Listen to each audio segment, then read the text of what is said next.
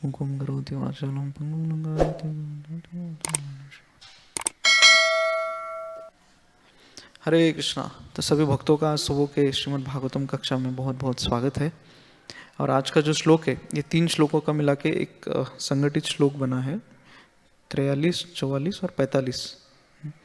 तो आज का जो 3 श्लोकों में भगवान ब्रह्मा जी जो है, ये नारद मुनि ने जो पूछे गए प्रश्न है उसके उपलक्ष्य में भगवान ब्रह्मा जो है, ये जो अध्याय है जिसमें प्रश्न पूछे गए, पिछले अध्याय में दूसरे श्लोक में प्रश्न पूछे गए थे, उसके बारे में भगवान ब्रह्मा अभी इसको अंतिम चरण में भगवान महाविष्णु के बारे में इसका गुणगान कर रहे हैं इस श्लोकों में।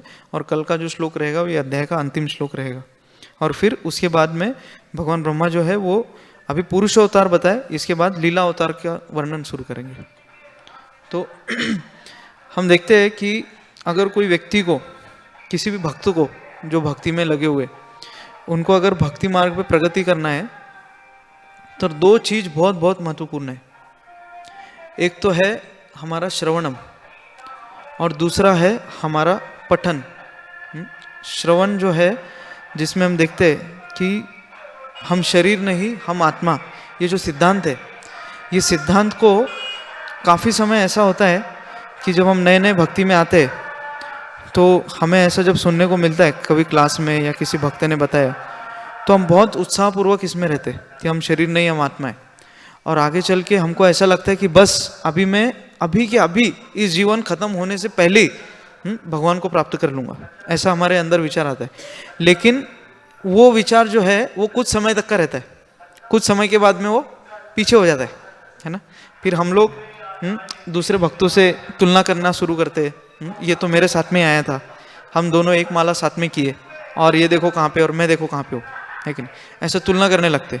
और कुछ कुछ भक्तों को कुछ अलग अलग विशिष्ट कुछ फैसिलिटी मिलती है, तो बोलते हैं कि उसको क्यों इतना, मुझे, हम दोनों साथ में हैं तो उसको क्यों इतना, हमको क्यों नहीं, है कि नहीं। तो ऐसा हम, ये सब भाव हमारे मन में आने लगता है। और हम जो शरीर नहीं आत्मा है, वो जो हमारा सिद्धांत था वो जीवन में कहीं तो खो जाता है भक्त के जीवन में।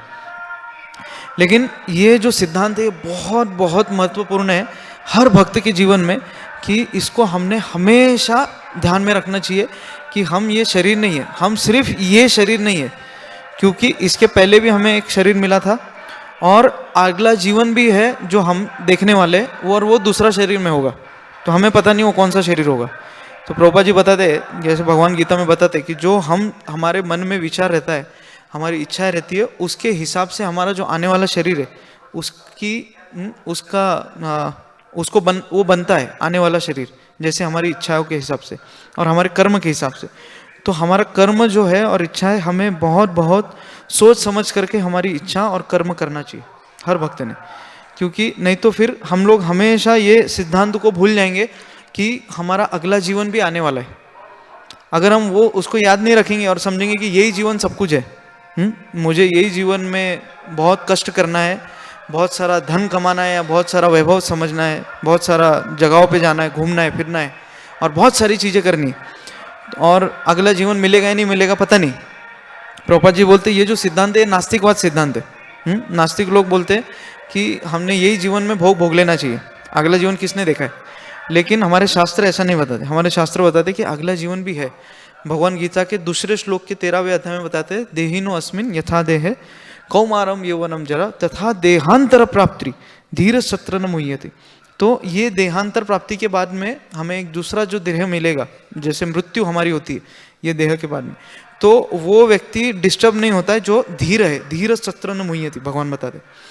तो जो धीर है वही व्यक्ति इससे डिस्टर्ब नहीं होगा। तो हर समय ये आत्मज्ञान जो है ये हमारे अंदर, हम जब भी हमारा एक आईने के अंदर सामने जाते हैं खुद को देखने के लिए, या कुछ भक्त तिलक लगाने के लिए जाते हैं, कुछ कुछ भक्तों के घर पे या आश्रम में भी छोटा सा आईना होता है, सिर्फ तिलक लगाने के लिए दिखना चाहिए, बस उतना। बाकी अगर हम आईने में ही देखते बैठेंगे तो हमेशा हमारा विचार रहेगा कि मैं यही शरीर हूँ, है कि नहीं। तो सरस्वती ठाकुर जो थे वो तो आईना भी यूज़ नहीं करते थे तिलक लगाने के लिए, उनको इतना प्रैक्टिस हो गया था बिना आईने के तिलक लगाते थे। तो ऐसे हमारे महान आचार्य हो चुके। तो ये जो सिद्धांत है ये हमेशा हमने बार बार बार बार हमारे मन में रहना चाहिए कि मैं शरीर नहीं हूँ, हम आत्मा है कि नहीं, और मैं इसमें भोगता नहीं हूँ। भगवान खुद भोगता है, हम तो सिर्फ उनके सेवक है, निमित्त मात्र। उनकी सेवा में, उनके निमित्त में हम लोग कुछ तो कार्य करने का कोशिश करते हैं। और दूसरा जो सिद्धांत है, दूसरा जो विषय है, ये तो हो गया श्रवण। हमने अगर हम हर रोज श्रवण करेंगे भगवान की कथाओं का या भक्तों के माध्यम से, तो ये सिद्धांत हमारे मन में हमेशा फ्रेश रहेगा। और दूसरा बात है शास्त्रों का पठन। शास्त्रों का पठन जो है, अगर कोई व्यक्ति, कोई भक्त प्रभुपाद की डेली अगर प्रभुपाद का पुस्तक पढ़ते डेली के डेली, तो ये जो सिद्धांत है आत्मज्ञान का, ये हमारे मन में और हमारे हृदय में एक जड़ जाएगा ऐसा। इसको हम अलग नहीं कर सकते। हम देखते हैं वरिष्ठ भक्त, हमेशा हम देखो, हम जब कोई वरिष्ठ भक्त आते तो उनको ऑब्जर्व करना चाहिए कि ये लोग कैसे रहते। आप देखो एकदम कम प्रसाद लेते, एकदम कम सोने में भी कम समय व्यतीत करते, और ज़्यादा से ज़्यादा माला के ऊपर होता है, या तो भगवान का किताबों का, प्रभुपाद की किताबों का अध्ययन होता है, या तो श्रवण। ये तीन चीज़ों के ऊपर ही उनका पूरा दिन आधारित होता है। श्रवण, कीर्तन और पठन। हमारी माला करना, माला अच्छी से अच्छी करना। 16 माला कर लिए इसका मतलब बस उस स्तर पे आ गए, बस हो गया, अभी ऐसा नहीं। हमको 16 माला कैसे अच्छी से करनी है, वो अगला स्टेप होता है 16 माला करने के बाद। तो माला के ऊपर ध्यान देना। और दूसरी बात, हमारा श्रवण होना चाहिए एकदम शुद्ध तरीके से। उसके लिए हमको अगर कितना भी पैसा या कोई भी चीज़ किसी भी चीज़ की आवश्यकता अगर है, तो हमको बेझिझक उसके ऊपर खर्चा करना चाहिए, है कि नहीं। जैसे एक सीनियर वरिष्ठ भक्त थे, जब मैं बैंगलोर में जॉब कर रहा था, तो मैंने प्रभु जी को पूछा कि प्रभु जी, भक्ति में तो आ गए, सेवा कर रहे, लेकिन हमने कैसे हमारे भक्ति के ऊपर ज़्यादा से ज़्यादा जोर देने का प्रयास करना चाहिए। तो प्रभु जी ने बताया 3 चीज़ों के ऊपर आप व्यक्तिगत रूप से अगर आप 3 चीज़ों के ऊपर फोकस करेंगे तो आपकी भक्ति की शुरुआत हो जाएगी वहाँ से। तो बोला पहले chanting, hearing and reading. Chanting के लिए तो हमारे पास माला होती है, मंदिर में कोई ना कोई भक्त दे ही देता है, या हमको मिली हुई होती है कभी ना कभी। और दूसरी बीड बैग होती है हमारे पास, तो अच्छी बीड बैग, अच्छी माला, है कि नहीं। ऐसा भी नहीं कि छोटे छोटे मोतियों की माला है जिसमें जप करने को मुश्किल हो रहा है, पकड़ने को ही मुश्किल हो रहा है माला को। तो माला भी अच्छी होनी चाहिए जप करते समय। दूसरी बात, हमारा श्रवण जो है वो कंटिन्यूस श्रवण होना चाहिए। जैसे मैं एक बार हिज ग्रेस सार्वभौम प्रभु की सेवा में लगा था वहाँ पे बेंगलोर में। तो मैं हमेशा प्रभु जी के रूम में जब जाता था प्रसाद लेके, तो हमेशा प्रभु जी के पास एक स्पीकर होता था जिसमें प्रभुपाद का क्लास चलता था, महाराज का क्लास चलता था, राधा गोविंद स्वामी महाराज की कथा चलती थी। ऐसे हमेशा कुछ ना कुछ चलते ही रहता था प्रभु जी का। वो बाथरूम में भी जाएंगे तो सुनते रहेंगे, वो आराम भी करेंगे तो सुनते रहेंगे, कुछ ना कुछ जो स्पीकर में चार्जिंग लगा के चलते ही रहता था, है कि नहीं। तो प्रभु जी के लेक्चर सुन के हम लोग समझते हैं कि प्रभु जी का जो लेक्चर्स होते हैं वो कितने प्रोफाउंड होते हैं। कोई भी व्यक्ति अगर प्रभु जी का अगर एक क्लास सुन लेगा तो हमको तुरंत से सिद्धांत और सदाचार और संस्कृति इनका मिश्रण होता है प्रभु जी के क्लासेस में।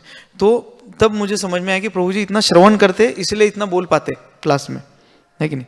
तो प्रभु जी ने बताया कि आपको जितना भी हम लोग कितने चीज़ों पे पैसा खर्चा करते, कपड़े लेते, जूते लेते, ये लेते, वो लेते, मोबाइल लेते, इतना महंगा मोबाइल ले लेंगे, उसका कोई ज़रूरत भी नहीं होगा इतना, लेकिन श्रवण के ऊपर हम लोग छोटा सा स्पीकर लेंगे। तो प्रभु जी बोले आप अच्छे से अच्छा क्वालिटी का स्पीकर लो, महंगा स्पीकर लो एकदम सबसे अच्छा, और उसके अंदर प्रभुपाद के लेक्चर, गुरु महाराज के लेक्चर, सीनियर डिवोटीज के लेक्चर ऐसा करके उसमें डाल दो और कंटिन्यूस सुनो। श्रवण, चैंटिंग एकदम अच्छे से करना, श्रवण रेगुलरली करना, और प्रभुपाद की किताबें आपके पास होनी चाहिए। छोटी सेट जो प्रभुपाद की किताबों का छोटा वाला सेट है 1500 रुपये में सारी छोटी किताबें आ जाती है प्रभुपाद की। और उसके बाद भगवद गीता, श्रीमद् भागवतम जो आता है 5-6 हज़ार रुपये में, और चैतन्य चरितामृत 2,500-3 हज़ार रुपये में, और प्रभुपाद के लीलामृत सेट। तो ऐसा करके अगर हम देखेंगे तो 10-15 हज़ार में हमारी सारी प्रभुपाद की किताबें आ जाती है कि नहीं। और एक बार अगर हमने सारे प्रभुपाद की किताबों का सेट ले लिया तो हमारा जीवन कम पड़ेगा हमको उसको पढ़ने के लिए, और दूसरा समझने के लिए, और दूसरा वैसा आचरण करने के लिए। तो ये सब चीज़ों के ऊपर अगर आप ध्यान दोगे एक भक्त ने, तो हम समझ सकते हैं कि हम अच्छे से अच्छा हमारा साधना करने का कोशिश कर रहे हैं। अगर ये चीज़ों के ऊपर ध्यान नहीं है और बाकी सब चीज़ों पे ध्यान है, तो फिर समझ जाना कि हम साधना भी अच्छी से नहीं कर रहे, तो हमारा जो ध्येय है उसके पास कैसे हम पहुंच पाएंगे कृष्ण प्रेम प्राप्ति करने के लिए।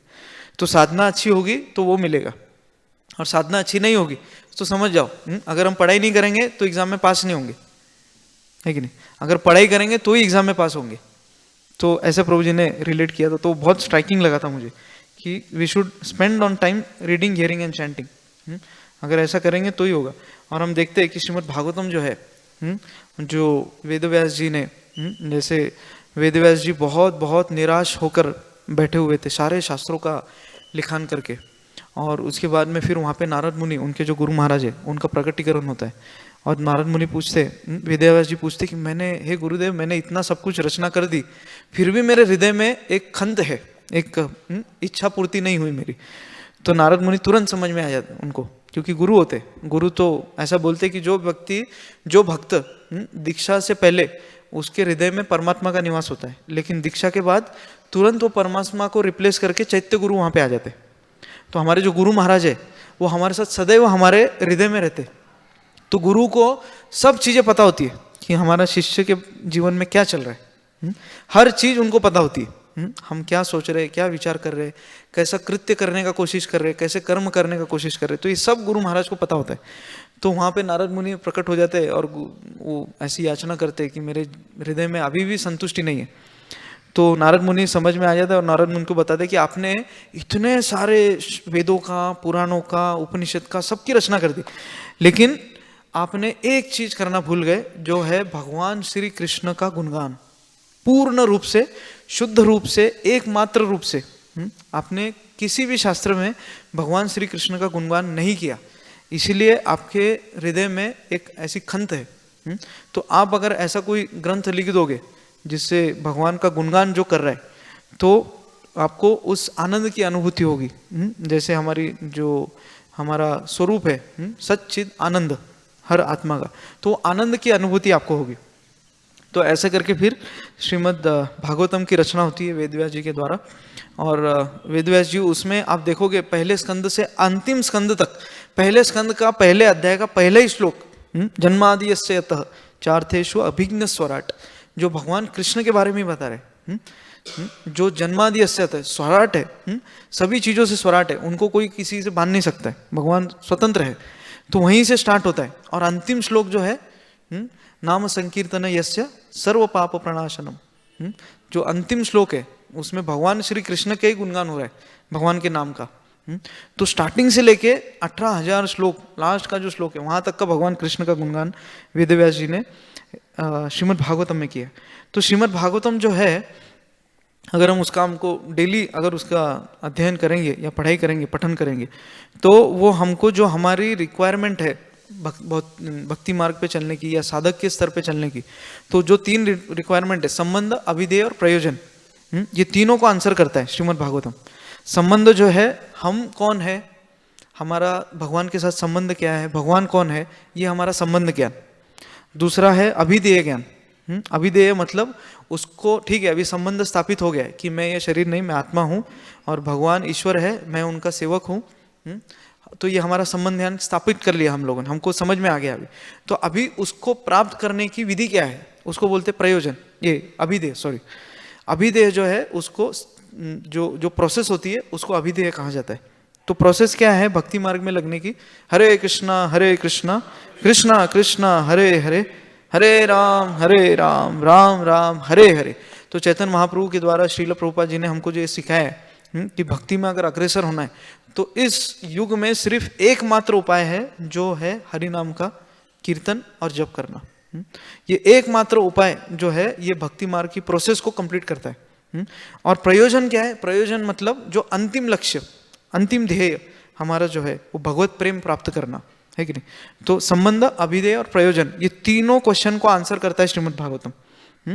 तो हम देखते हैं काफी समय लोग हमको पूछते हैं कि आप ये जो हरे कृष्णा करते हो, ये भगवत गीता में कहाँ पे लिखा है, और ये श्रीमद् भागवतम में भी कहाँ लिखा है कि नहीं। तो ऐसे वास्तविक रूप में देखा जाए तो कहीं पे लिखा नहीं है, लेकिन हम लोग उनको बता सकते हैं कि सपोज अगर कोई किसी व्यक्ति से हम मिलने जा रहे हैं और वो बहुत बड़ा व्यक्ति है, तो हम उनका परिचय पूछते कि आपका परिचय बताइए, तो आप अपना परिचय बताते। तो पहले मीटिंग में वो सब कुछ नहीं बताते डिटेल में, है कि नहीं। वो अपना नाम बताएंगे, अपना पोस्ट बताएंगे, अपना कार्य बताएंगे, उन्होंने क्या क्या पढ़ाई लिखाई किया उसके बारे में बताएंगे। लेकिन वो अपने बच्चों का, अपने पत्नी का, अपने माता पिता का नाम नहीं बताएंगे कभी पहले परिचय में। तो ऐसे ही भगवान जब अपना ज्ञान देते हैं श्रीमद् भगवद गीता के रूप में, तो उसमें डिटेल में कभी कोई चीज भगवान ने सिर्फ संक्षिप्त रूप में सब कुछ बताया कि मैं कौन हूँ, ये प्रकृति कैसी चलती है, आप कौन हो, और ये जीव कौन है, सभी लोग, है कि नहीं, काल क्या है, कर्म क्या है। तो भगवान ने ये पहला इंटरव्यू, उनका पहली मुलाकात में ये सब चीजें बताई है। और जब हम डिटेल में जाते हैं, श्रीमद् भागवतम में जाते हैं, या कोई उनके जैसे कोई वो व्यक्ति का निकट का व्यक्ति है, उनका असिस्टेंट है या कोई है, तो 2-3 मुलाकात के बाद उनका असिस्टेंट हमको बताता है उनकी पत्नी का नाम क्या है, उनका कार्य क्या है, उनके बच्चे कितने हैं, उनका परिवार कितना है, उनका प्रॉपर्टी कितना है, वो सब कुछ बताते है कि नहीं। तो ऐसे जब हम भगवान के भक्तों से सुनते, तो भक्तों के माध्यम से हमको भगवान के बारे में डिटेल पता चलती है कि नहीं। तो भगवान ने अपना संबंध ज्ञान तो हमको बता दिया, इंट्रोडक्शन तो करा दिया, लेकिन भक्त उनके बारे में डिटेल बताते हैं हमको कि भक्ति में आगे बढ़ना है तो ये हरे कृष्ण महामंत्र का जप और कीर्तन अगर कोई करेगा तो ही इस युग में वो भक्ति में भगवान का प्रेम प्राप्त कर पाएगा, है कि नहीं। ये कौन बताता है? भगवान के भक्त, भगवान के जो निकट के भक्त है, पार्षद है, वो ये डिटेल भगवान के बारे में हमको इसमें बताते हैं। तो हम देखते हैं कि जो 5वां अध्याय है ये दूसरे स्कंद का, उसमें जो दूसरा श्लोक है, उसमें नारद मुनि ने जो प्रश्न पूछे, 6 प्रश्न पूछे, यद रूपम यद अधिष्ठानम यद सृष्टम यद समस्तम यद परम यच्च। तो ये पहला प्रश्न, यद रूपम, इसके ये जो जगत बनाया है, ये जो प्रकृति है, इसका इसके अलग अलग ये क्या है, कैरेक्टरिस्टिक सिम्टम्स क्या है। दूसरा है यद अधिष्ठानम, हु इज द शेल्टर। ये प्रकृति ठीक है बन गई, अभी ऐसा गोला जो है ब्रह्मांड का, वो ऐसे ही सिर्फ हवा में नहीं रहेगा, इसका शेल्टर क्या है, ये किसके अधीन है ऐसा। यद सृष्टम, हाउ इट इज क्रिएटेड, ये कैसे बना है गोला, ब्रह्मांड का गोला, इसका प्रोसेस क्या था क्रिएशन का, वो एक तीसरा प्रश्न था। चौथा प्रश्न है यद समसम, how is it conserved, in what mergers and destruction. कैसे ये जो बन गया अभी ब्रह्मांड का गोला, प्रकृति, ये जो भगवान ने बनाया है तत्व को, तो ये किसमें इसका संहार होता है और कैसे इसका सृजन होता है, इसके बारे में आप बताइए। चौथा प्रश्न था। 5वां प्रश्न है यत परम, ये किसके ऊपर आधारित है, किसके ऊपर डिपेंड है, और यच्च, व्हाट इज इट कंपोज्ड, किस किस चीजों से ये बना हुआ है ये ब्रह्मांड प्रकृति, ये जो हम देखते हैं। तो इसके जो आंसर है ये अलग अलग श्लोकों में, 5वें अध्याय में ही ब्रह्मा जी जो है पहले 4 प्रश्नों का उत्तर इसमें देते, और आखिरी के 2 जो है वो 6ठे अध्याय में इसका उत्तर कंटिन्यू होता है।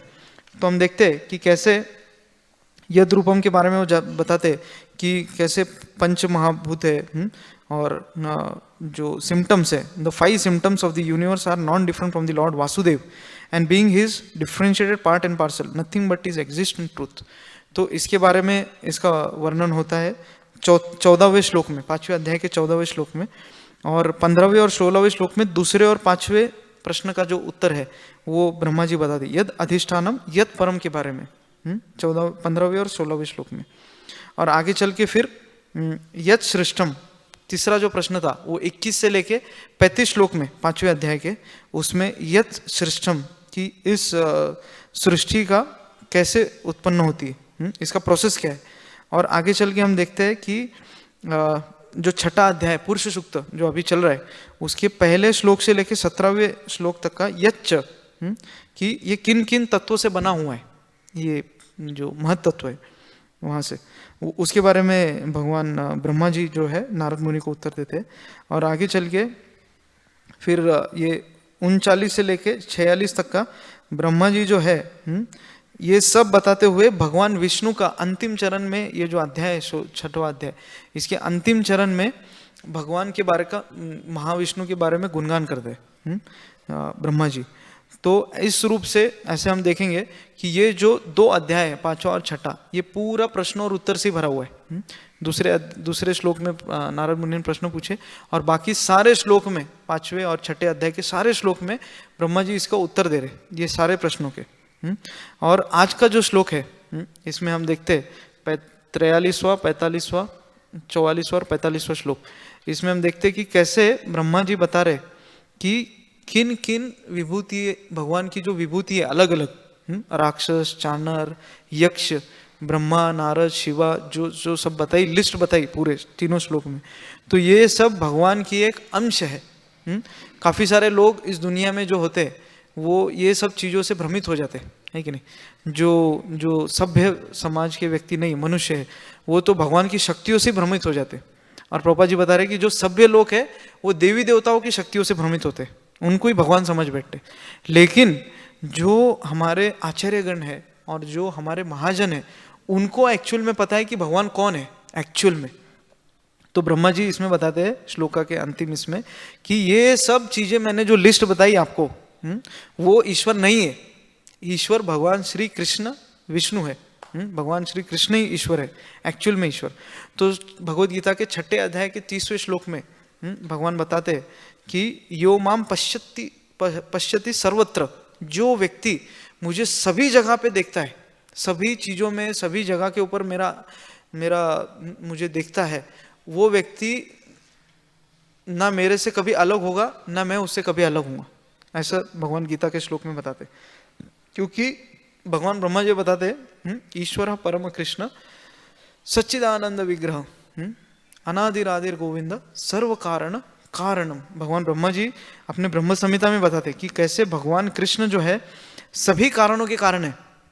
और जो सारी चीजें हम देखते हैं इस जगत में, वो सारी चीजें जो देखते हैं, जो नहीं देख रहे, अभी हम लोग जो देखते हैं वो तो हमारे सामने है आंखों से, स्थूल रूप से, बट जो नहीं देख पाते, जो सूक्ष्म रूप से, देवी देवता, यक्ष है, चाणर है, किन्नर है, जिन है, प्रेत है, भूत पिशाच, ये जो सब लोग हैं जो हम नहीं देख पाते, वो भी सब भगवान के एक अंश है। उनके अंदर भी एक शक्तियां है छोटी छोटी सी भगवान की, लेकिन वो ईश्वर नहीं है, ऐसे ब्रह्मा जी बता रहे। तो ये सब देखते हैं हम लोग कि कैसे भागवतम का पहला जो श्लोक है जन्मादि यस्य यतः, कि मेरे से ही सब कुछ उत्पत्ति हो रही, भगवान कृष्ण बताते पहले श्लोक में। और आगे चल के भगवद गीता में भगवान और आगे बताते हैं कि एवरीथिंग बिलोंग्स टू कृष्णा। जैसे सभी कुछ हमने जो लिस्ट देखी वो सब कुछ भगवान को बिलोंग करता है, सभी कुछ भगवान का है, लेकिन भगवान उससे अलुप्त है। भगवान वो सिर्फ चीजों के अधीन नहीं आते कभी। जैसे प्रभुपाद जी जो है वो एक उदाहरण के रूप से बताते हैं हमको, बहुत अच्छी तरह से ये सिद्धांत समझाते हैं कि जैसे एक सूर्य है और सूर्य की किरण है। अगर कोई व्यक्ति बोलेगा, जैसे हमारे रूम में अभी दरवाजा खुला है तो पीछे से सूर्य की किरण आ रही है मंदिर टेम्पल हॉल में, लेकिन ऐसा कोई हम बोल नहीं सकते कि सूरज की किरण आ रही है तो सूर्य भगवान ही आ गए यहाँ पे, सूर्य का लोक ही यहाँ पे पहुंच गया, ग्रह। सूर्य ग्रह तो कितना बड़ा है, पृथ्वी से कितना बड़ा है सूर्य ग्रह, लेकिन ऐसा कभी नहीं हो सकता कि सूर्य ग्रह खुद आ गए यहाँ पे, है कि नहीं। सूर्य ग्रह किस माध्यम से आए, अपनी किरणों के माध्यम से, सूर्य किरण के माध्यम से। तो ये जो है हम प्रभुपाद जी ने ये बहुत बहुत क्लियर, एक छोटा बालक भी इसको समझ जाएगा कि जब सूर्य का आगमन होता है तो उनकी किरणों के द्वारा होता है। तो इस सूर्य है भी और नहीं भी है कि नहीं। तो ऐसे हम समझ सकते हैं कि कैसे भगवान ये सब चीज़ों भगवान से निकली है, भगवान इनके नियंत्रक है और भगवान इनसे अलुप्त भी है, इनके अधीन नहीं आते कभी। तो हम लोग देखते हैं कि हमारे इस जो भौतिक जो जगत है इसमें अगर हमको इसको चलाना है तो कितनी बड़ी कितनी सारी शक्तियों का हमको इसका इस्तेमाल करना पड़ता है। तो एक वन ऑफ द शक्ति है जो विद्युत शक्ति, इलेक्ट्रिसिटी, इसको अगर जनरेट करना है तो कितना बड़ा हमको सेटअप लगता है पीछे से। इतना बड़ा पावर प्लांट वहाँ पे डैम के ऊपर रहेगा या थर्मल पावर प्लांट रहेगा जो कोल से इलेक्ट्रिसिटी, कोयले से इलेक्ट्रिसिटी का उत्पादन करता है। तो हम देखते हैं कि सूर्य भगवान और चंद्र भगवान, इनसे ही ये शक्तियाँ नीचे उतरती है। अगर हम देखेंगे किसी पेड़ में जो पेड़ बने हुए, तो ये पेड़ों के सूखने के बाद में अगर कोई इसको जलाएगा तो तुरंत वहाँ पे अग्नि, ताप और रोशनी का प्रकट हो जाएगा जलाने के बाद, है कि नहीं। इसका मतलब क्या, जो सूर्य से शक्ति आ रही है वो पेड़ में स्थापित हो गई है। अग्नि और ताप और लाइट एंड हीट जो इस पेड़ में उतर गए सारे पेड़ों में। और वही पेड़ जब कुछ वर्षों, करोड़ों वर्षों, लाखों वर्षों के बाद में जब वो धरती के अंदर जाते हैं और नीचे जाने के बाद में कुछ समय के बाद में उनका पत्थर जब बनता है तो वो उसको कोयला बोलते हैं। प्रभुपाद जी बताते हैं अपने तात्पर्य में कि कोयला कैसे बनता है कि नहीं। प्रभुपाद जी अपने तात्पर्य में सभी चीजें बताते हैं, हमने कभी सोचा भी नहीं होगा कि कोयला कैसे बनेगा, है कि नहीं। हमको लगता है कोयला एक पत्थर है, लेकिन प्रभुपाद जी बताते नहीं, पत्थर नहीं है। जो पेड़ होते हैं वो उनका जब डिकम्पोज हो जाते हैं, उनका जब खत बनता है धरती में जाने के बाद, तो धरती के स्तर में नीचे नीचे जाने के बाद बहुत वर्षों के बाद में जो ऊर्जा, सूर्य की ऊर्जा उनके अंदर है, वो पत्थर के समान हो जाती है। और उसको जब हम खनन करके निकालते हैं तो पत्थर निकलता है काले कलर का, तो वो कोयला बोलते हैं हम उसको, है कि नहीं। लेकिन वो पेड़ होता है, किसी न किसी वर्ष में, किसी काल में वो एक पेड़ होता है। तो वहाँ पे अगर वो पत्थर को भी हम जलाते हैं तो उसमें से अग्नि और रोशनी का प्रकट होता है। इसका मतलब क्या कि वो पत्थर में भी सूर्य देवता ने अपनी शक्तियों को स्थापित किया है कि नहीं।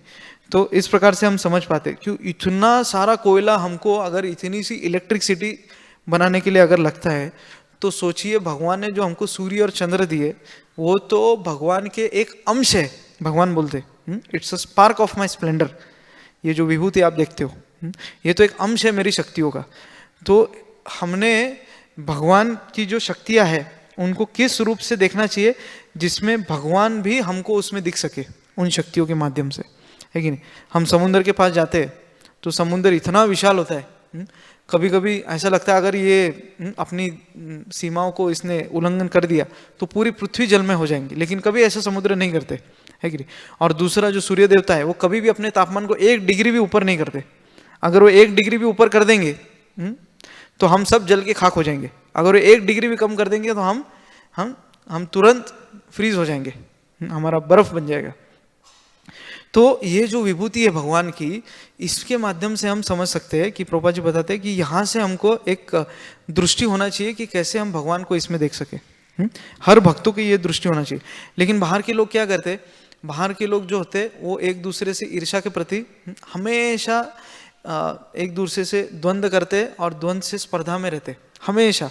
हम देख सकते कोई अगर व्यक्ति अच्छा कर रहा है तो कुछ ना कुछ करके उसको नीचे कर देंगे, है कि नहीं, उसके प्रगति में कुछ बाधा लेके आएंगे। लेकिन भक्त कभी ऐसा नहीं करता है। भक्त हमेशा भगवान का गुणगान करता है और ये विभूतियों में भगवान को देखता है कि नहीं।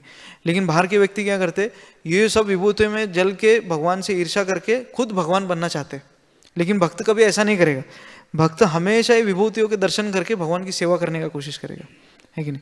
तो बाहर के जो व्यक्ति है वो कभी भी ये स्तर के ऊपर नहीं आ सकते, क्योंकि उनको कभी ज्ञान तो अवेलेबल है, भगवान का ज्ञान, ऐसा नहीं कि वो सीक्रेट है, लेकिन वो कभी चेष्टा ही नहीं करते उस ज्ञान को परखने की, उस ज्ञान को सुनने की।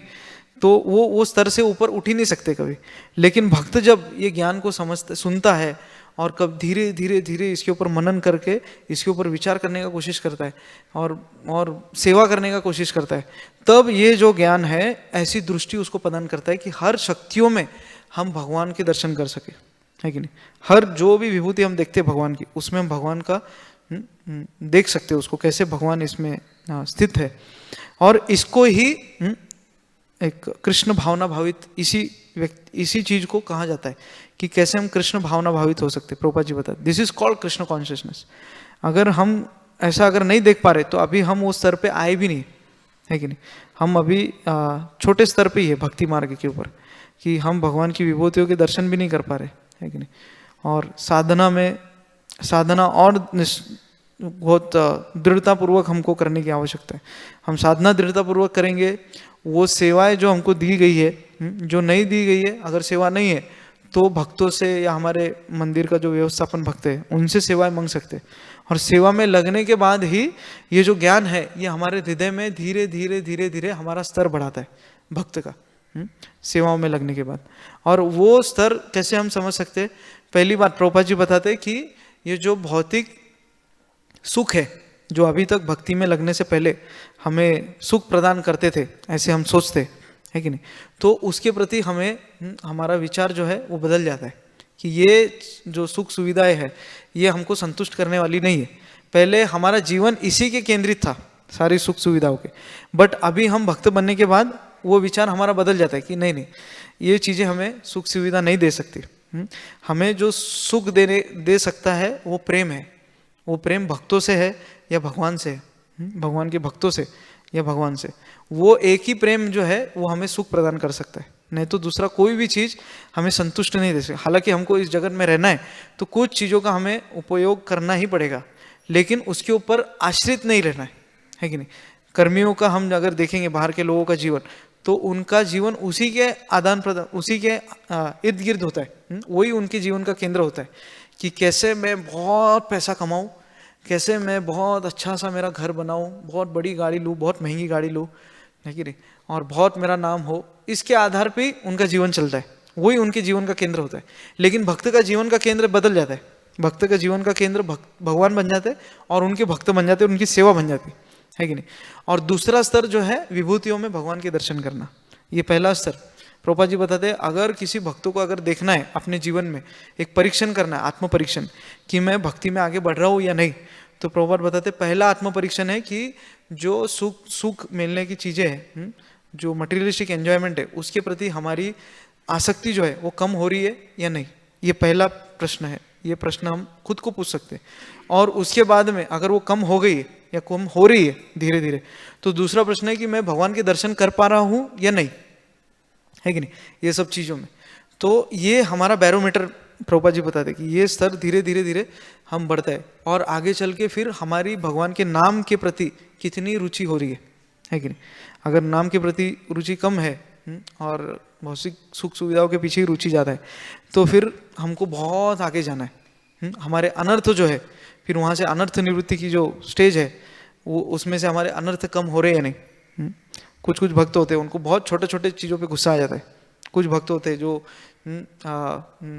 एक दूसरे के प्रति बातें करते हैं पीछे, है कि नहीं, भक्तों के पीछे। तो ये सब अनर्थ कम हो रहे हैं या नहीं, वो और उसके आगे वाला स्तर है, तीसरा स्तर है। और वहाँ से फिर हमारी आसक्ति भगवान के प्रति वो शुरुआत हो जाती है कि नहीं। तो ये जो स्तर है ये धीरे धीरे धीरे धीरे हमको आगे लेके जाते, प्रभुपाद जी बताते। और यहीं से हमारा कृष्ण भावना भावित जीवन जो है, जो प्रोसेस है, इसे ही प्रभुपाद जी बताते कि this is called Krishna consciousness.